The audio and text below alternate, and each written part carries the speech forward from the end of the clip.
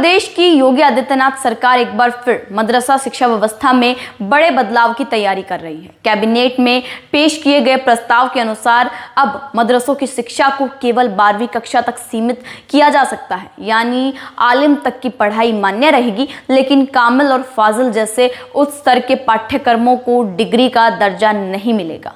नमस्कार, आपके साथ मैं तमन्ना, आप देख रहे हैं नवचेतना टाइम्स। चलिए इस पूरे मामले को विस्तार से जानते हैं। बात करेंगे यूपी सरकार के उस फैसले की जिसने शिक्षा और राजनीति दोनों क्षेत्रों में एक बड़ी बहस छेड़ दी है। दरअसल उत्तर प्रदेश मदरसा शिक्षा बोर्ड अधिनियम 2004 में संशोधन का प्रस्ताव तैयार किया गया है। इस प्रस्ताव के तहत मदरसों को केवल माध्यमिक और उच्च माध्यमिक स्तर यानी 12वीं तक की शिक्षा देने की अनुमति होगी। कामिल और फाजिल जैसे पाठ्यक्रम जिन्हें पहले समक्ष माना जाता था, अब वो समक्ष नहीं माने जाएंगे, अब मदरसा बोर्ड के दायरे से बाहर हो जाएंगे।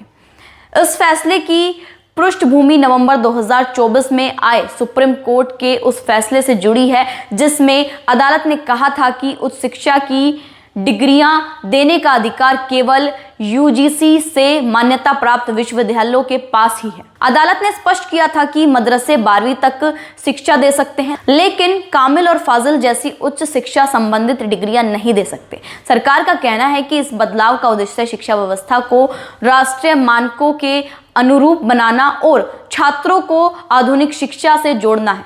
पहले कुछ वर्षों में यूपी सरकार मदरसों में गणित, विज्ञान, अंग्रेजी और कंप्यूटर शिक्षा को बढ़ावा देने पर जोर देती रही। हालांकि इस प्रस्ताव को लेकर कई सवाल उठ रहे हैं। सबसे बड़ा सवाल उन हजारों छात्रों का है जो पहले से कामिल और फाजिल पाठ्यक्रमों में पढ़ चुके हैं।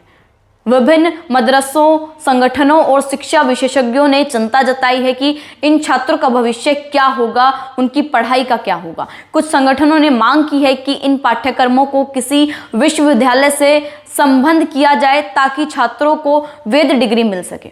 फिलहाल यह प्रस्ताव चर्चा का विषय बना हुआ है और अगर इसे अंतिम मंजूरी मिलती है तो उत्तर प्रदेश की मदरसा शिक्षा व्यवस्था में यह अब तक का सबसे बड़ा बदलाव माना जा रहा है। अब देखना होगा कि सरकार छात्रों के भविष्य को लेकर क्या व्यवस्था करती है और यह फैसला शिक्षा सुधार की दिशा में कितना प्रभावित बनता है। इस पूरे मुद्दे पर आप सभी की क्या कुछ राय है? क्या मदरसों में शिक्षा को 12वीं तक सीमित करना सही है? क्या ये फैसला सही है? क्या इससे छात्रों का भविष्य अच्छा होगा, अच्छे होने की उम्मीद है? अपनी राय कमेंट बॉक्स में ज़रूर दीजिएगा और अगले अपडेट के लिए देखते रहें नवचेतना टाइम्स। धन्यवाद।